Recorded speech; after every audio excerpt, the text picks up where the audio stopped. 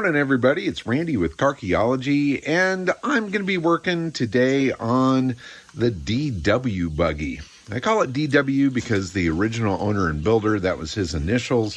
It's obviously a Volkswagen-based buggy, but it's a really interesting one. I've done previous videos on it, and I've been really enjoying the use of this particular buggy. In fact, you can see it's really quite dirty and muddy.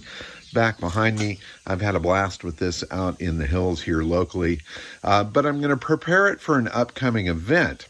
So the event that's coming up is the Bug-In. Now, the Bug-In is one of the longest running, most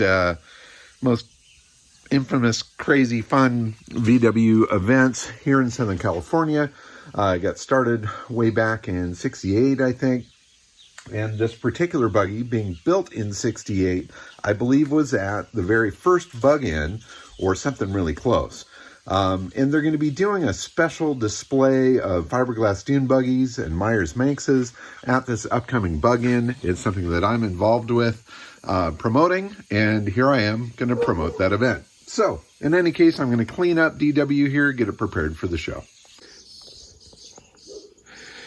So this particular buggy, I don't really know the manufacturer of it, or actually I kind of do.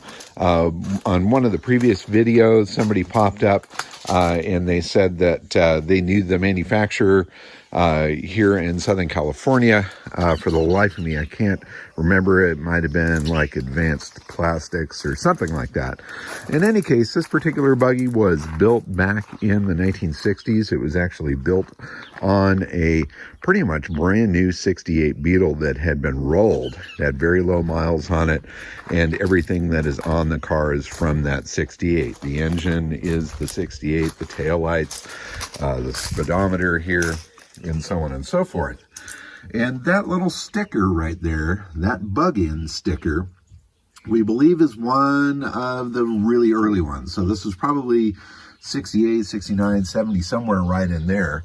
And so this is a buggy that was built in period. It was at the Bug-In events as well as other ones. It is a really nice survivor buggy. It's got all the original gel coat, original pinstriping, and things like that. I love the body style of this particular one with the real low cut doors. It's very easy to get in and out of. And obviously I've been having a blast with this. I live in an area where there's dirt trails that are right out my back door. And this has been my buggy of choice to go play around with them. And after a recent rain, I went out and found some real good puddles, blasted through, had a blast. And it's kind of cool, all dirty, but I really want to clean it up to bring it to the show. So I'm going to give it a quick bath. I'll give it a full detail later on. But that's a quick little walkthrough and a little bit of history of DW Buggy.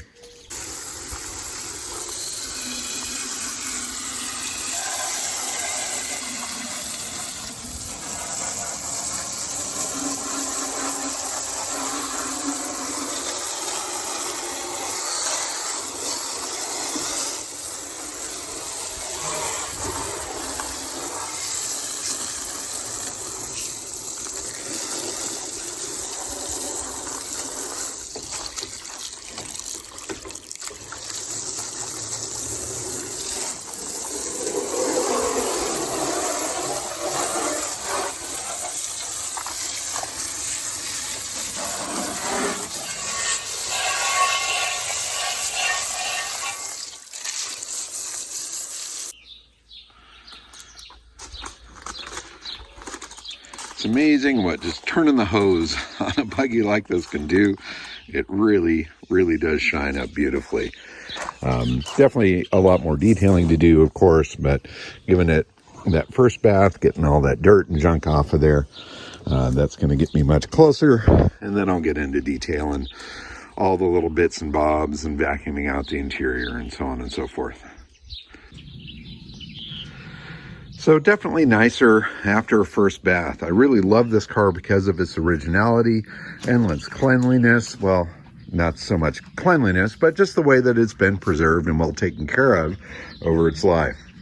Now, I wanted to also mention that little buggy right on over there. So if you followed previous videos, this is the early pre-tag Myers Manx that I sold at auction. This went through the R.M. Sotheby's Sand Lots online sale. So the selling price all told for the buyer was $37,400, which is a lot of money for a buggy, I must admit.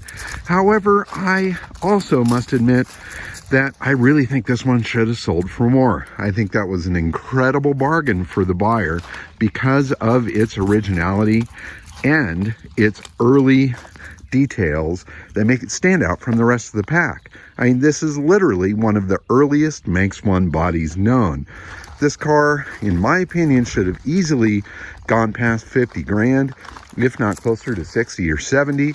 Unfortunately, I was a fool and I put a low reserve on it of 35 grand, and it just barely hit that. In fact, it didn't even quite make it there, but the auction company decided to take out of their commission in order to make that sale. So it's leaving today. It's pointing out the driveway. I'm going to be a little sad to see it go, and also sad to see it go for as cheap as it went. Now, that's kind of the way the auction game works. Sometimes you win, sometimes you lose. In this case, well, I won still because I was in the car well, but if I had fully invested in this car what it was worth and I brought it to auction, that really would have stung hard. So in any case, it was a win, but it wasn't hitting it out of the park as I really hope to do with this wonderful early Manx. So it is staying here in California. It's going to be interesting to see where it goes. The auction company did ask me if it's okay for the new buyer to contact me. So eventually I will find out where the car is going. And the point is, the deal's done. $37,400 was the price with the buyer's fees and stuff included. It actually hammered at $34,000. Anyway, you do the math. But Myers Manx 1 on its way, the lime green one, a great experience, fun project. I did make a couple bucks on it, but I kind of wish and hoped that I made a little more. But what are you going to do? Can't complain. Did very well with it, and it was another great project. And I have no shortage of great projects here to work on at the lab. So DW Buggy, I'm just doing a quick cleanup on this. It's nothing super special in regards to taking up a bunch of time here, but I'm going to clean it up for the show. I've got Bessie the Bus back behind there. I had a fantastic weekend with that at the Octo Show, the VW Classic, the DKP Cruise, as well as another smaller event. I'm going to be sharing a video of that. The Mercedes I'm waiting for a couple parts. Fuel pump parts should be arriving hopefully soon. I need to call and check on those, and I can get back to that project. And then the Brubaker box is waiting for me to dive into it. And once everything clears out, I think I will be doing that. Some parts arrived for that. And then buggy-wise, back in here, I'm going to unearth this today. This is basically a new old stock Manx 2 body. The story behind this, I think I've shared it before, was that this was bought in 1969, 1970, somewhere right in there, by a young man that went to Vietnam and unfortunately never made it home. And the body was stored in the rafters of his family business, or his family's business, a lumberyard, for decades and decades. And then a local buggy guy up in Northern California came across it. He decided he was going to build it into something, but he never completed it. So the body is just barely sitting on the pan. The things like the wipers have never been drilled. The holes for the windshield have never been drilled, so on and so forth. This is basically a brand new 1970 body. And so I'm going to be diving into this. I've got another chassis I'm going to put it on. I've got a lot of period parts I'm going to be putting on this car as well. And it's going to be fantastic to get this car up and going. And its story is a fantastic one. So I've got one Manx leaving, but another one that I can dive into. Oh, and the Honda CT110. That was another item that I had at the same RM Sotheby's auction. It too sold. I listed this with no reserve. So what I got is what I got. And the bidding final price with buyer's premium included was $27.60 was the total on that, which is an okay price. But again, I've seen these bikes sell for over $4,000. In this one with 500 original miles on it, I really think that the buyer got a hell of a deal. But again, I did fine on it. It was okay. Not everything can be hitting it out of the park. It's not necessarily about getting every last penny out of it. It's about having a happy home. And I have talked with the buyer of this one. He's really excited about it. And I think it's going to go on to having a good life with him. Anyway, 2 items leaving the lab, making room for the next projects. So that's my quick video for today. A little walk around of what's going on along with the results from the auction. Again, it was a win for both items. However, it was not the huge win that I was really hoping was going to happen. But I think overall that particular sale was not very well received. It looked like a lot of the items that were auctioned did not sell. I think the sell-through rate on that particular sale was just around 45% or so, which is quite low. And the items that did sell, I feel, really didn't hit their top value.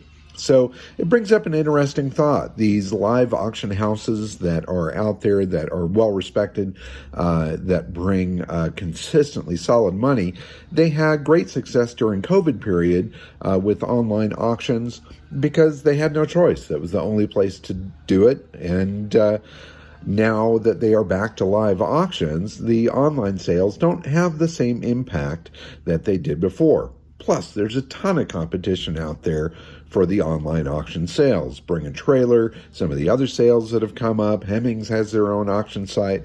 I think that market is getting a little bit saturated, and it's really hard to have the same impact as you can with a live sale. So in the future, will I deal with RM again? Yeah, probably, but it would definitely be on an online format, or not on an online format, but at one of their live sales, of which they have always brought in some amazing cars and amazing bidders as well. In any case, until then, keep on digging them up and driving them. Thanks so much for watching. Please subscribe if you haven't.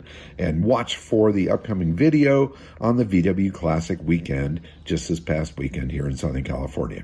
Bye-bye.